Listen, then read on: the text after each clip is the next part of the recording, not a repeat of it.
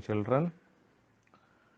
This is Srikanth signing in for Contracts 1. So, slowly we are moving towards next chapter. So, we have seen what is meant by contract, essential elements of the contract.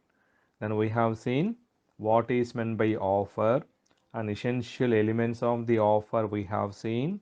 Then what is the meaning of acceptance and essential elements of the acceptance we have seen.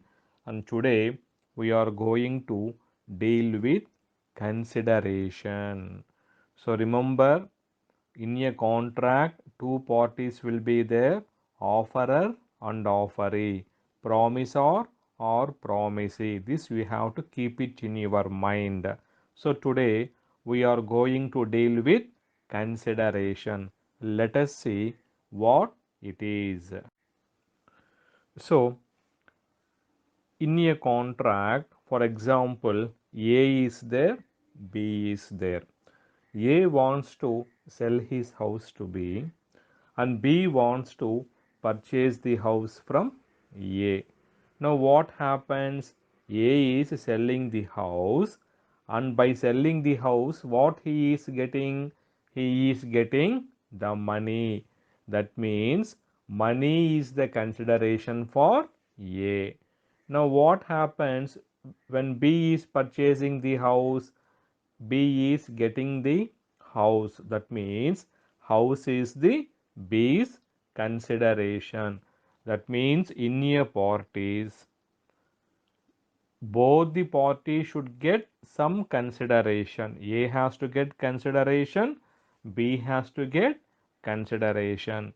If no consideration is there, you cannot call it as a contract.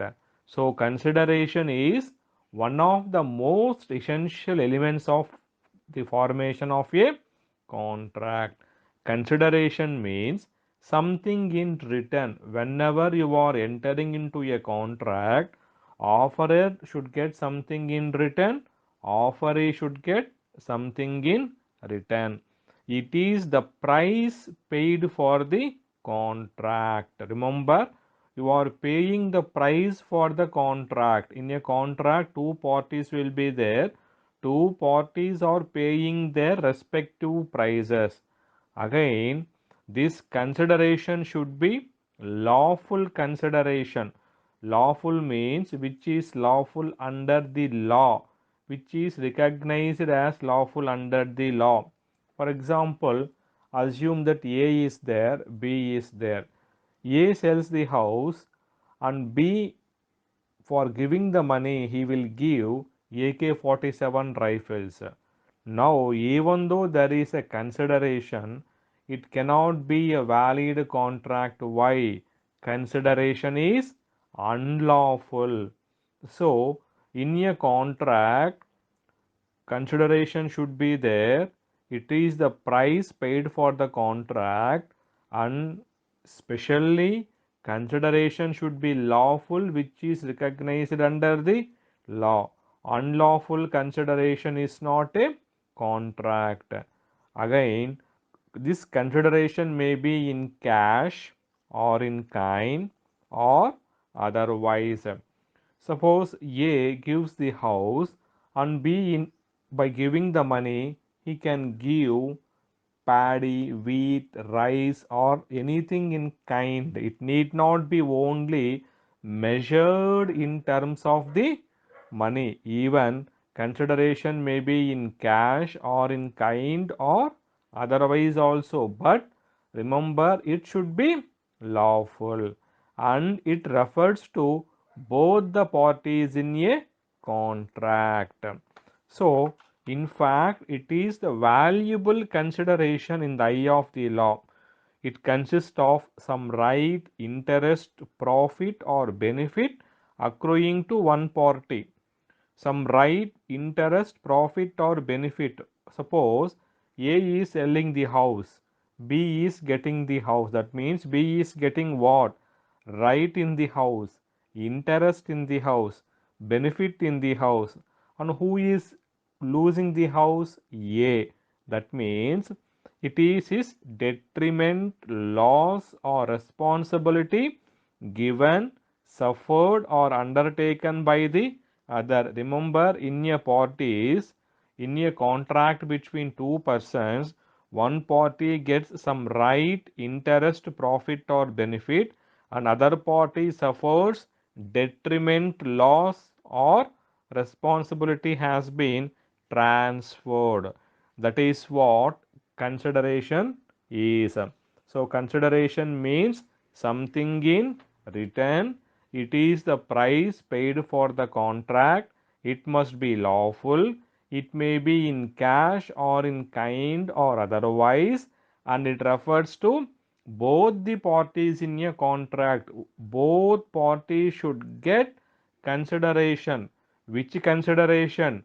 Lawful consideration. Again, for a valid consideration, again there are certain points enshrined in the Indian Contract Act. Let us see what are those points.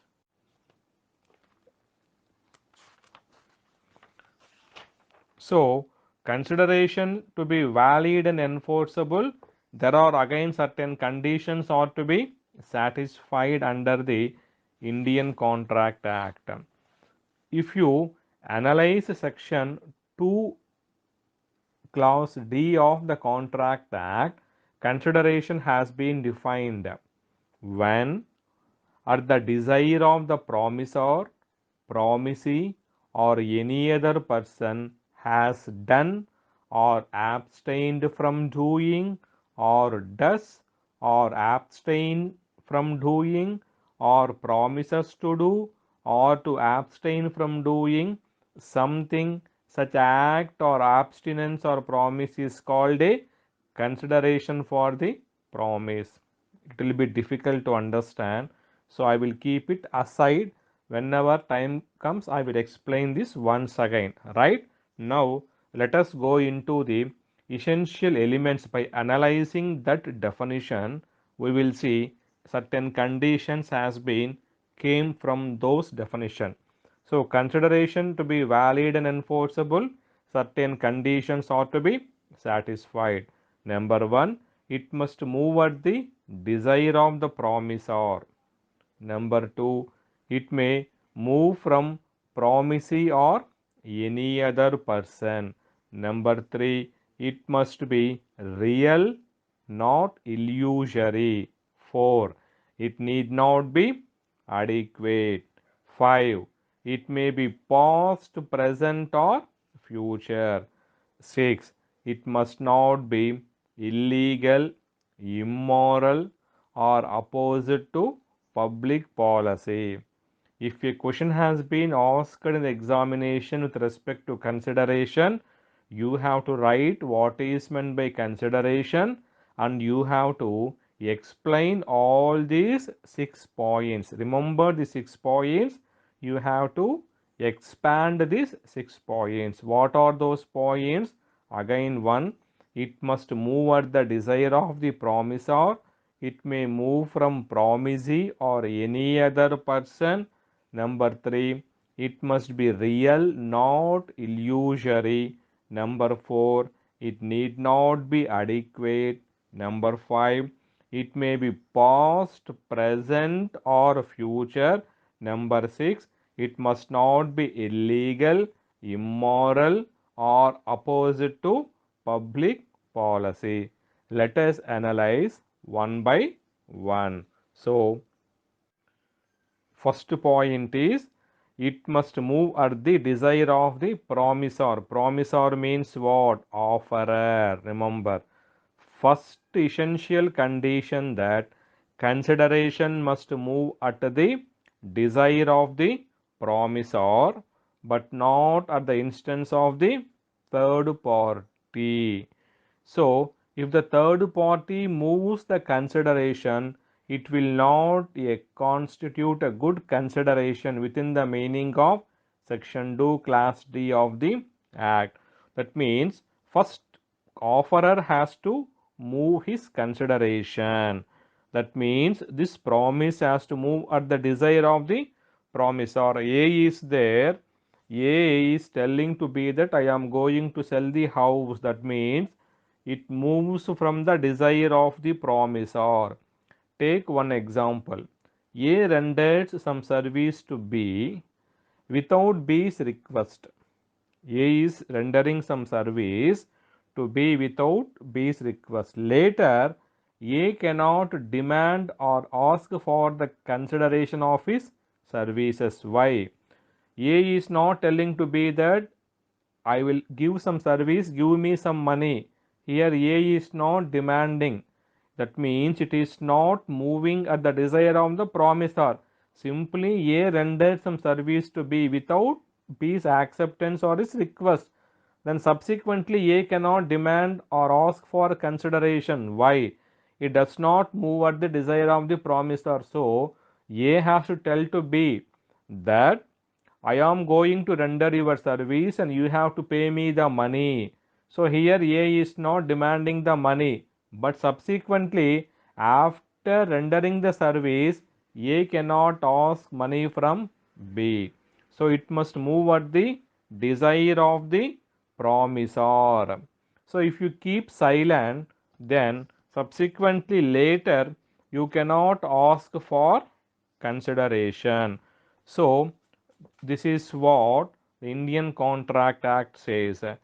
It is the essential condition that consideration must move at the desire of the promisor, but not at the instance of the third party. Whenever you are entering into a contract, consideration must move at the desire of the promisor or offerer. Second point is consideration must move from promisee or any other person. So, if you take English law, consideration must move from promisee only. But in Indian law, it may move from promisee or any other person. That means stranger to the consideration or privity of consideration is valid in India. So, till now we know that consideration must move at the desire of the promisor or promisee, but not third person. But in India, it may move from promisee or any other person. Here, one case law is there, Chinnaya versus Ramaya. Here, what happens? One old lady was there, one old lady, and she is having a brother, right? She is having a brother. This old lady is also having a daughter. Now, this old lady, by transferring all the properties to the daughter, she told to her daughter that you have to pay me rupees 653 to my brother. To my brother. If you agree to pay 653 rupees to my brother, I will transfer all my properties to you. Then this daughter, she accepted, she made a promise that I will transfer the money to your brother. So based on her promise, the old lady transferred all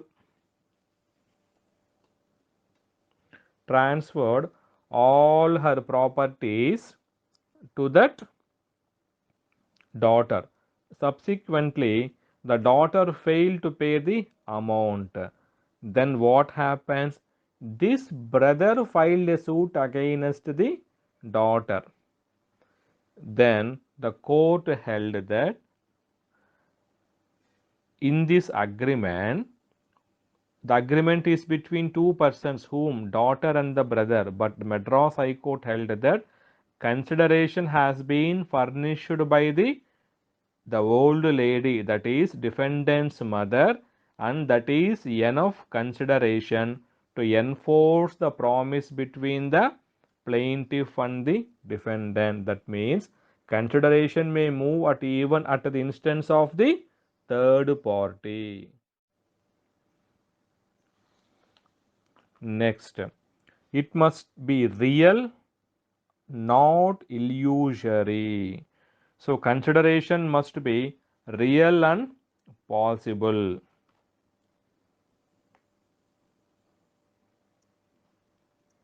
It must be real and possible. It must not be illusory or substantial. For example, a promise to put life in dead body for rupees 1 lakh is illusory. You cannot put a life in the dead body for consideration of 1 lakh rupees. So, consideration must be real and illusory. Next point is it need not be adequate. So consideration need not be adequate only. Consideration should be there. If it has some value in the eyes of the law, it is enough and the contract is valid. A contract which is supported by consideration is valid irrespective of the fact that consideration is inadequate. For example, A is there, A sells his cycle worth rupees 1000 to B for only 100 rupees. A is selling his cycle, that is cycle's cost is 1000 rupees. He is selling to B for how much? Only 100 rupees. But it is inadequate consideration. It is valid. Why? Because even though the consideration is inadequate or insufficient, still consideration is there. That's what contract act says. There should be some sort of consideration, and consideration need not be adequate, right? So even inadequate consideration constitutes a contract and enforceability. Next, consideration may be past, present, or future. So, consideration may be past, present, or future. Indian Contract Act says or recognizes three kinds of consideration: past consideration, executed consideration, executory consideration. I am not explaining these points. Why means it is somewhat difficult to understand. So just keep it in mind that it may be past consideration, executed consideration, executory consideration, past, present, executed, future, executory. It requires little bit legal understanding. Slowly we are going to understand these concepts. So at this stage, I am not explaining about this past, executed, or executory consideration. Just keep it in mind that consideration may be past, present, or future, or past, executed, and executory. And lastly, it must not be illegal, immoral, or opposite to public policy. So, in the first class itself, I am telling that consideration should be lawful. Unlawful consideration does not constitute a good contract. So, consideration may be lawful. It must not be illegal, immoral, or opposite to public policy. So, these are